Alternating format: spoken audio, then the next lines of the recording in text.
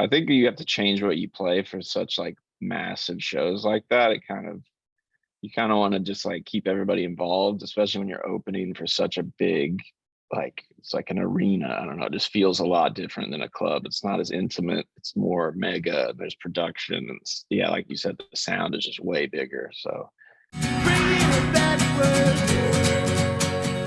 how we doing? I'm doing well. I'm doing well. I'm Adam, and this podcast is about you and your journey in music. And we'll talk about all the stuff you got coming out and a new album. Yeah, on the way in February. Slowly but surely, we're getting there. But, amazing, man. Well, again, I appreciate you doing this. Don't mind the noise if there's. I'm in Nashville, and it like literally just started thundering super loud. So yeah, no worries. Hopefully, it won't cut through. Yeah, all good. But awesome, man. So you born and raised Kentucky? Is that what I read? Yeah, small town called Moorhead, Kentucky, which is like east, maybe like an hour from Lexington, 2 hours from Louisville. So not the city, definitely the rural, more like country vibe out there. And like my grandparents had a farm. So yeah, definitely not adjacent with the sound that I make and like electronic music in general. There's not really anything going on there for that. Yeah, I found that really interesting. So did you grow up in a musical household at all, or is it this is just kind of like something you found and latched onto? Okay. Yeah, we had dad with the classic rock, Pink Floyd, very went to shows all growing up. Mom more so into like adult contemporary, maybe like Alanis Morissette, Melissa Etheridge. So I got kind of both sides of this like rock music alternative vibe for my parents. And then I found MTV when I was a kid, and that's how I found the Prodigy, Chemical Brothers, Fatboy Slim, like that stuff. I was just like, this is it. This is like, what is this? Blew my mind. You attached right to more of the electronic stuff. Yeah, but still taking influence obviously from like rock and roll and like structure, like songs. I'm all about songs more so than like just a club record, I guess you could say. Sure. And what about music as far as playing an instrument? Did you pick up piano or anything like that at an early age? We had a upright piano in our house. It was very out of tune, but I always like hit all the time, just kind of messing around. And then I would play acoustic guitar. My mom played guitar growing up, so I would like set that on my lap as a kid and play like on top of it, like not hold it right. Oh, sure. And yeah, I guess learned something there about what notes went together. I don't know any music theory, so I'm still just kind of a play by ear kind of person. Okay, and but do you still play guitar? That still to this day? Okay, cool. Yeah. So I wouldn't say I shred or anything like that, but but you can get by. I dabble. Well, a lot of songwriters do that, right? I mean, unless you want to be a slash guitar player, a lot of people just use it or learn it as a vehicle to write music or write songs. Yeah, I have a really small this company called Fernandez. They make these little guitars that have a speaker on it, and that kind of just stays on my couch, so I can just doodle around and like I don't have to plug it into an amp or anything. And that's like a kind of an escape for me to get out of the computer and out of the grid and all that. What's this instrument called? I'm curious. The company? It's a Fernandez. Hold on, I'll grab it. You gotta see it. It's crazy.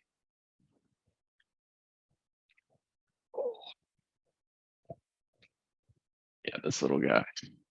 He's that is awesome. Yeah. I was on tour with Bob Moses, and one of the techs bought one, like a hot pink one, and it was on the bus the whole time. And I just like fell in love with it. I was like, I have to buy one of those when I get home. Yeah, just play it anywhere. Yeah, that's awesome. I love Bob Moses. I've interviewed those guys a couple times before. They're great. Yeah, good dudes. Wow, yeah, that's awesome. I have a 6-year-old son, and he's interested in piano. We have just a keyboard at home, and my wife and I, he's got a lot of energy. So when COVID lockdown started, we got him an electric drum kit to just like smash on. So he digs that, but I can tell he's interested in guitar, and the acoustic guitar I have is massive. So that looks like a little bit this smaller for like little hands. And like I bought him this, like it has the name Gibson is on it, but I know it has like it's like some like 10 brands down from there, it looks like a little acoustic guitar, but you can't keep it in tune for, you hit 3 notes on it, it's out of Yeah. tune. So The only that thing I'll looks, say about this thing is the speaker is loud, so just be ready for that if you get one of these. I'll make He's sure gonna be. does that have Yeah, a headphone in jack? it does. It has a 1/4 inch out, Oh, so there you go. yeah, you can plug it into an amp if you want. But yeah, there's 2 switches. The switch goes down to like regular volume, and then up and it like distorts, which is very fun. I like that mode. That's killer. I'm gonna definitely check that out when I'm done here. That's so cool. So good, you still obviously still playing guitar, but how did you get into then producing music on, like, on the computer? Did you get a program at an early age, or? Yeah, I mean, I grew up on the computer in general. Like, I got the first CD-ROM computer. Like, I guess that's not the first computers, but like for Moorhead, Kentucky, where I grew up, it was like, whoa, you got the CD-ROM. It was like the futuristic, what the Gateway 2000. That's what I had. But always on the computer. We got internet rather really quickly, and I was playing games online. So kind of just led to like pirating things back in the day, like music, MP3s. And then I think everyone in my school at a point in time had Fruity Loops. You just got Oh it. yeah. You're like, yo, let's mess around. Let's make some beats. This is funny. Mm-hmm. And I took it pretty serious and like sold CDs out of my locker. I was like, just like making it. It was horrible. You shouldn't have bought the CD, but I was learning. But someone's And stoked that has it now, right? Like, who these are knows? Who knows? the first Amtrac stuff. Yeah.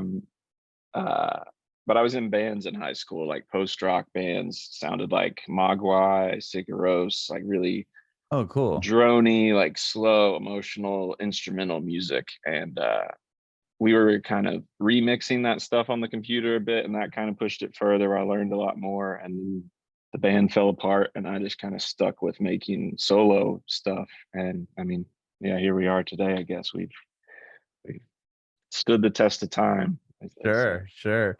With that band that you were in, were you guys playing locally? Like, were there a lot of places to play? You said you were like kind of in rural Kentucky.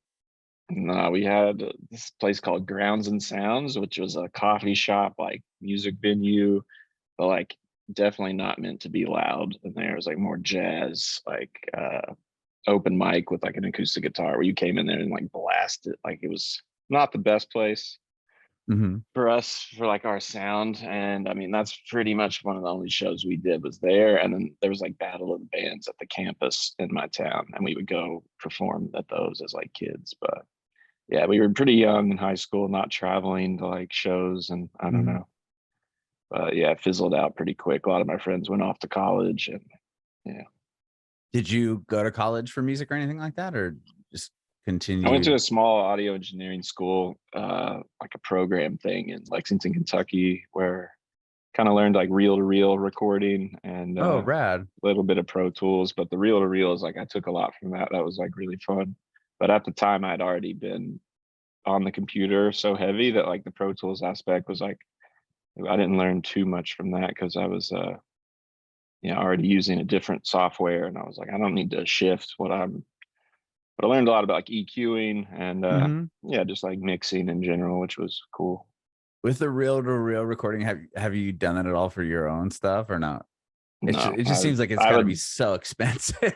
Yeah, I mean, I would love to. I would love to have like a rig with the tape, and like I think I Yeah. could manage to do it. I would remember how to do like take tracking and stuff. But yeah, it's like there was a point in the class where we had to cut the tape with a razor and then like tape it together to like try to get the loop right, Oh because it's yeah. so that's not fun. Yeah, I remember doing that. I went to school for video editing, and that was one thing you had to do. You had to like learn how to cut like the cross dissolve, where you basically just take the two pieces of and tape it Yeah, up together. Like, it's nuts to think of how now the computer is just so simplified. You're like, you can have an app on your phone to edit video. yeah. I I mean, mean, the it's phone is wild. a full-on workstation now.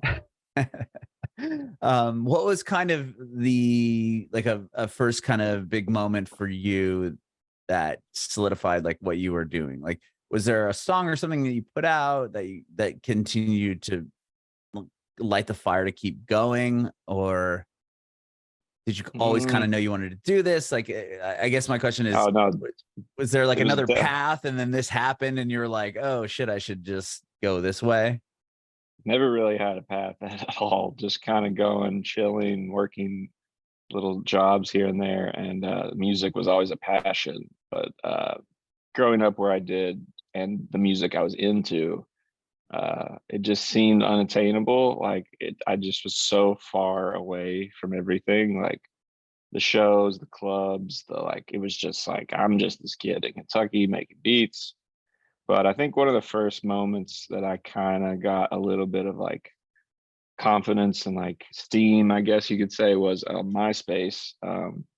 This guy, Actual in Indianapolis, I had reached out to him because I liked his music, and he booked me for this like electronic showcase in Indianapolis, which was my first show ever. And that Wow.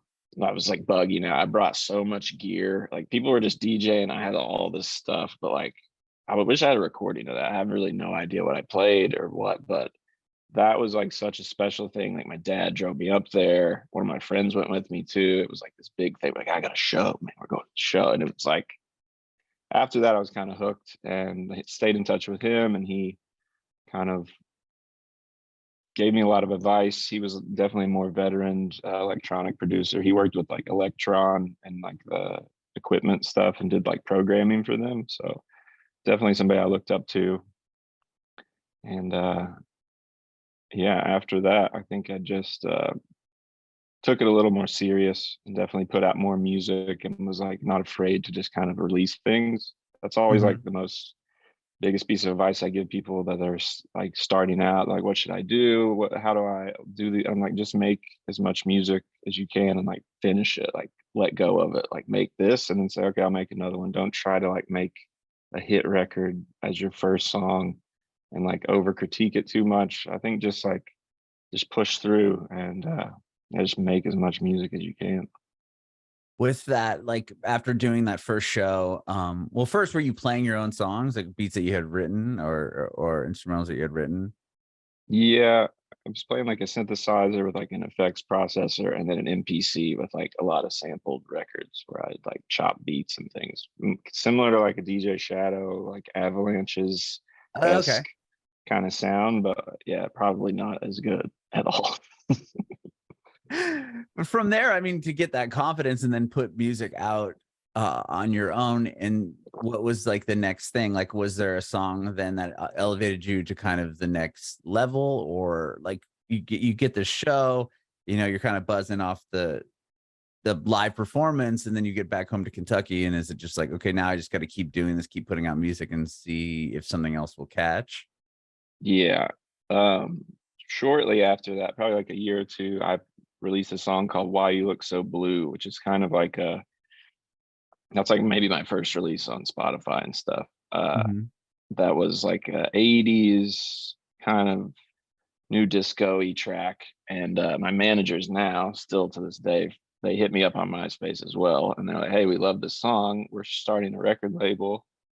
Would you love to come to, we'd love to have you come to Florida and open for Steve Aoki for like 2 shows. And I was just Oh, wow. like that was, they flew me down there like that. I've never even flown, I don't think at that point. It was like insane.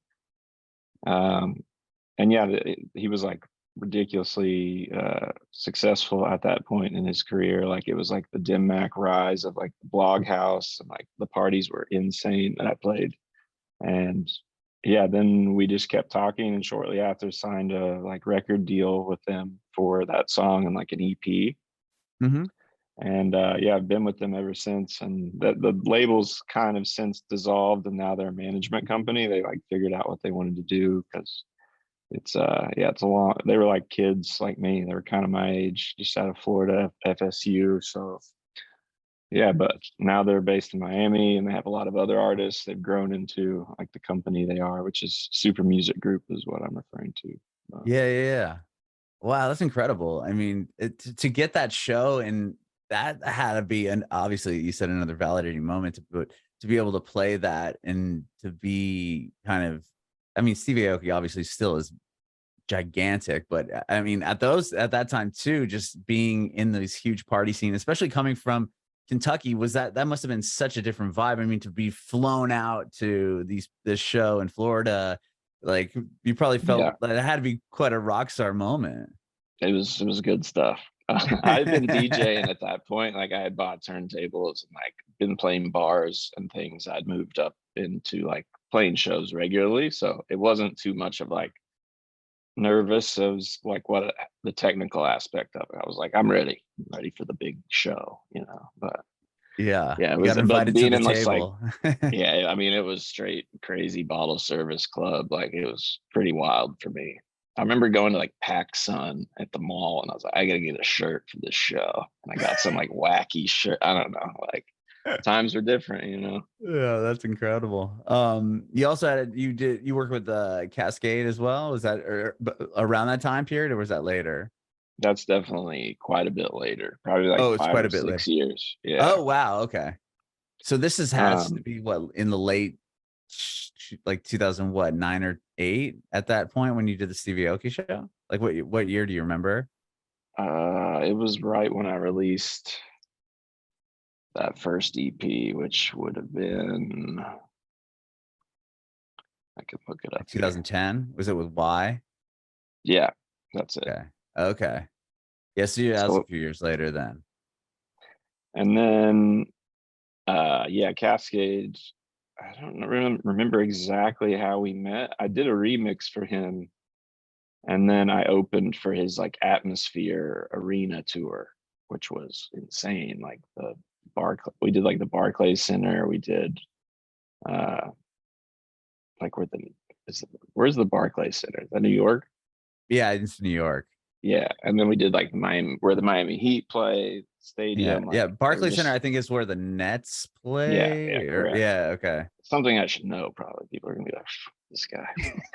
But, No, but I mean, now you're playing basketball stadiums, right? I mean, to yeah, go from clubs to that, how would you? Is that like a totally different approach? Like you go from hearing your stuff in more of a club setting to now it's where the Nets are playing, and just the sound in general. Was that hard to even kind of grasp what you were doing at that point?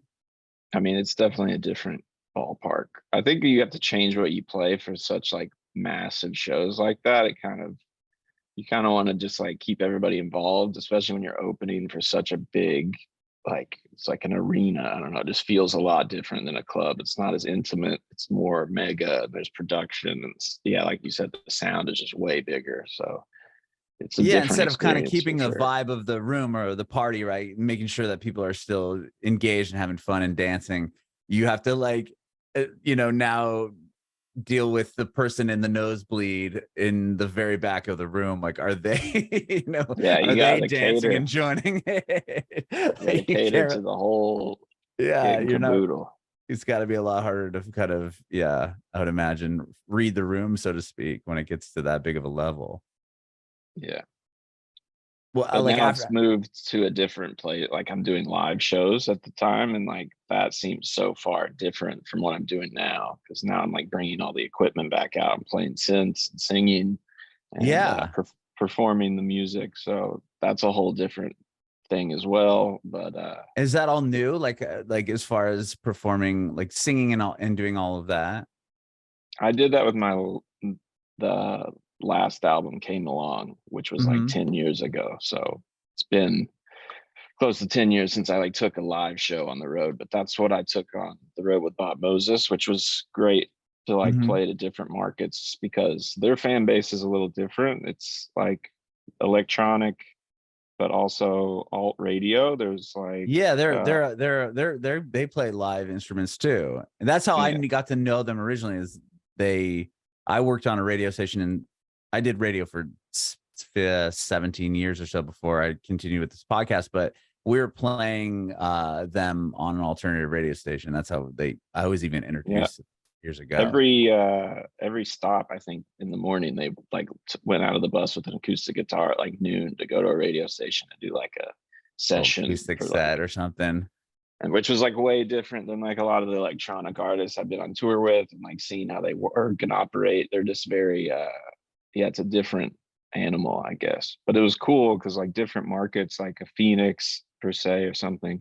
There's like 50, 60-year-old couples that are there. They're like, we love Bob Moses. And like that doesn't happen so much in the electronic world. It's more a younger crowd, or like somebody who was into it when they were younger. So it's cool to see it kind of cross over, because they definitely still hint at the electronic side, but yeah, they're, I guess, a full-on band, you know. Yeah, they're definitely like an alt band for sure. And to be able to do that as well, that must have been kind of cool to see what they're doing. And then, obviously you're doing a similar, not similar, but you're playing live instruments as well. Yeah, it made sense, I think, for the show. I'm not just DJing before, and people are like, what's some, because some of that crowd wouldn't understand like a DJ set.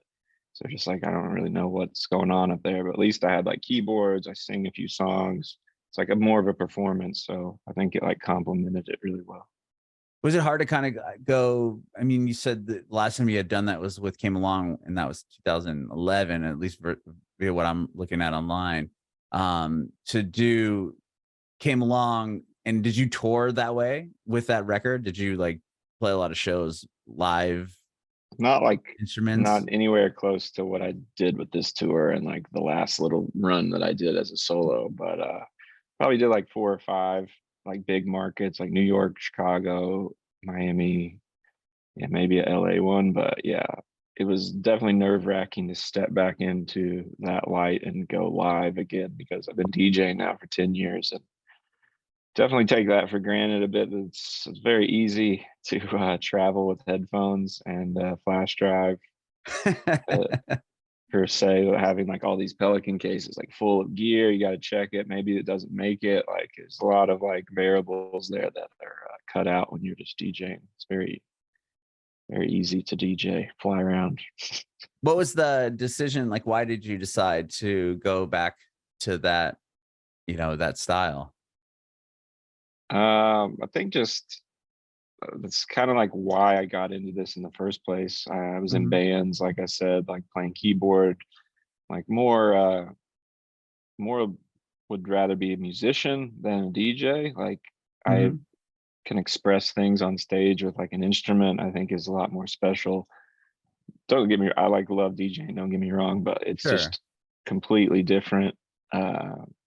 And it felt like the right time to move back into that space, at least give it a shot again and see kind of what comes out of it. And like you can kind of build a show, there's more like atmosphere to like a stage, you can design it how you want, which DJ, and you kind of show up and it's just a club that like is pre-lit. It's more just about your music. So that's like what I'm moving closer to now, is kind of like a more immersive experience that's like an Amtrac show, not just a DJ set. DJ set. What did that begin when you started with this new album? Because you have an album coming out in February, Extra Time, and these songs, in the songs that you were playing on this past tour, were those the ones that will be on the record, or like did you take other songs that you had in previous and have to kind of tweak them so they worked out for the set that you were doing on this past tour? Yeah, I did a lot of the last album, Odyssey, and then a lot of the new album, Extra Time, kind of a hodgepodge of both, because we put out Odyssey right March of 2020. So pretty bad time to release your record that you waited 10 years to put out. So we had a whole thing planned, and then like about 2 years later, it was like, okay, we tour the album now. It's like 2 years old, which we did, and it was great. But like I think we lost a little bit of that special moment that could have been like, these songs are out now, you're on the road, you're promoting.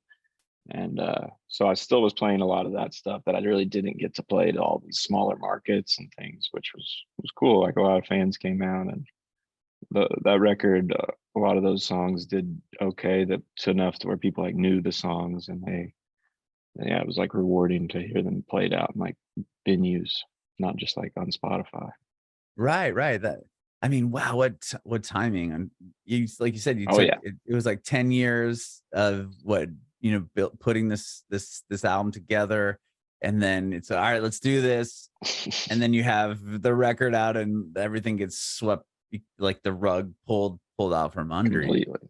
Yeah, we had an album release party like at the end of March, like planned in Miami, and we had like some merch, like posters or something. We had like made for that, but we flipped it to make hand sanitizer, like Amtrac Odyssey hand sanitizer, like bottles. But like it didn't even end up happening. Everything got shut down. But like that's where we were like, oh, we'll just make it safe. But like little did Oh, we know it right. was like about The to shut NBA is down the going to shut world. down, and Yeah, then everything follows suit. it was Oh, crazy. oh my gosh. That'd be crushing. I mean, obviously not was crushing for everybody, but to have that like build up and that many years of work put into something and then have it pulled away.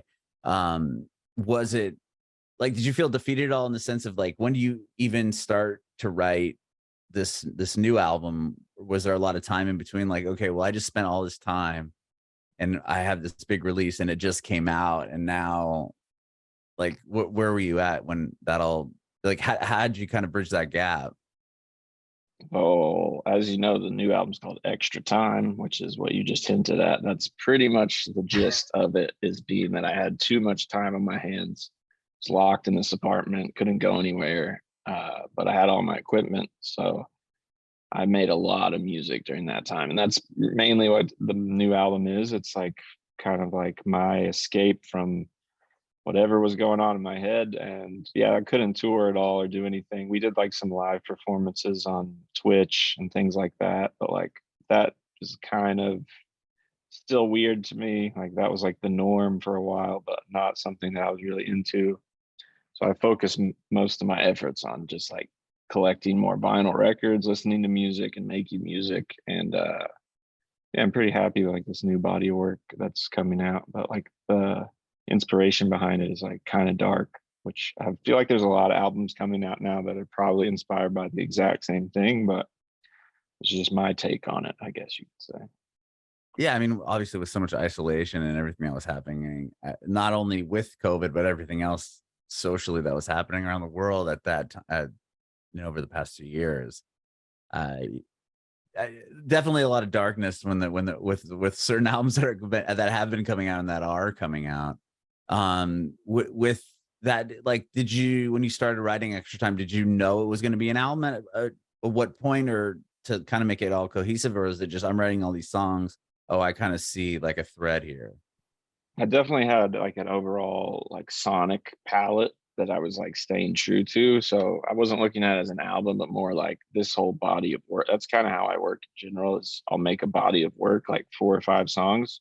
That'll kind of set dormant for a while. I'll make another. And then sometimes I'm like, oh, these can piece together in a certain way. But I sent a song to Samuel Herring, which Domino, which is one of the first single off the album coming out. Mhm. But um, just kind of a shot in the dark. When managers like, if you could work with any vocalist right now, who would it be? I was like, I'd love to work with Sam. But like that's a long shot. I felt like there's no way he would like be interested. And he hit back and he was like, I love this song. And I'd sent 3 records. The craziest one is the one he picked, which I was like, that's like, it's gonna be great. And then he sent back a crazy vocal, like it's beautiful, like I loved it. And then that really was like, here's the centerpiece of the album, or like a huge piece of the puzzle. And then I was like, okay, now I see it. And it helped put everything together, because a lot of this stuff is instrumental, which Mhm. kind of, I'm fine with that as well, but I do love a good vocal track, and makes sense as like a single, and like kind of like paints the picture of like a record like releasing into the world for me at this moment. The next Mhm. record could have like no vocals, I don't know, but yeah, you like brought a ray of hope into my apartment, you could say. When he sent back the vocal, I was like, wow, yeah, now we have something. And your new single, or the next contrast, the most recent one that I've heard, that one also has a feature on it. Well, tell me about that song real quick, and then I'll ask my follow up question. So that's my friend Riva, and she's a good friend of my other good friend Colin. She's his partner, and she reached out and was just like, "Yeah, I'd love to get in the studio and work on some music. She's got a great voice." And I was like, "Yeah, sure, we can mess around, see what happens." And then like really like got into that record when she came over. We made like spent all day on it, and yeah, it turned into a beautiful record, and it fit with the album because of where my sonic palette was going and like what I was doing with the sounds. And yeah, that one was more of just kind of like love of labor Yeah. And the video you put out for it is awesome as well. Yeah, Cam's crazy. This he Black Lake and Toronto, they've been really like spot on with like creating a vision and like helping like tell a story with the album, I think. So but yeah, the video's crazy. Yeah. So that was just a concept that you kind of helped create with them. They kind of do some pitching and like I come up with ideas and then yeah, we kind of workshop it, change things around and but yeah, he comes up with a lot of great things. Yeah, it's He did both the two videos, Domino and Domino Contrast. and Contrast. Wow. Yeah. That's amazing. Are there Yeah. any other features on the album that you have coming out, or were those the main ones?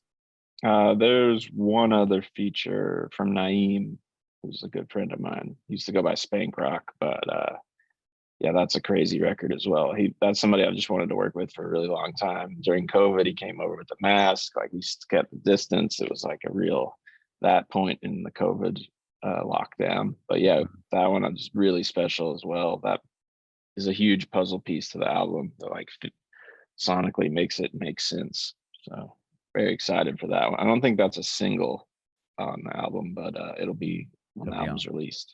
Amazing. What are you most like? Is there something you're really excited about that hasn't been put out on the album yet, or something that you're Heard just Me waiting? Right is the next single, and that comes out in January. That'll be the last single before the album. And yeah, we have some special stuff lined up for that one that I'm excited about that we're like working on now. So I don't want to say too much yet. Sure. Yeah. Awesome. Well, I can't wait, dude. I love what you're doing. I think that's so cool that you're back to, or 10 years later, you get a chance to do the live full instrumentations and all of that, and have a chance to do that with Bob Moses as well. And I can't wait to hear the album, and I appreciate your time. Yeah, thanks for having me. Good little chat.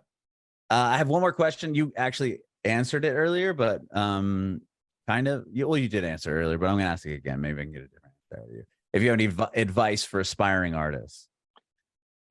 Oh yeah, just put out as much finish things as hard as it is, as painstakingly, but just like extend the session, whatever like loop you're working on, and just loop it out for like 3 minutes, and then you can toy over that whole loop. Don't just get stuck on the 8 bars. Like just extend it. It all starts to make more sense when it's like a story. You're like, okay, this changes here, but like you spend too much time just in the grid trying to like perfect a hi-hat sound or something. Like there's days for that, don't get me wrong, but like in general, if you want to like just start finishing more stuff, which is most people's problem, just kind of getting stuck, bounce it.